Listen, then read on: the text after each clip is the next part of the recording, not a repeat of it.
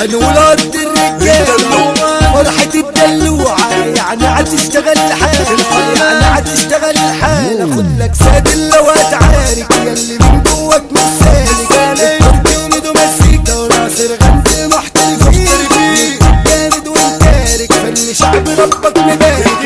قوي شرع 15 قدامنا ضعف مالك قدامنا ضعف مالك. طب شوف مين هيغدينا احنا الاول والباقي بعدينا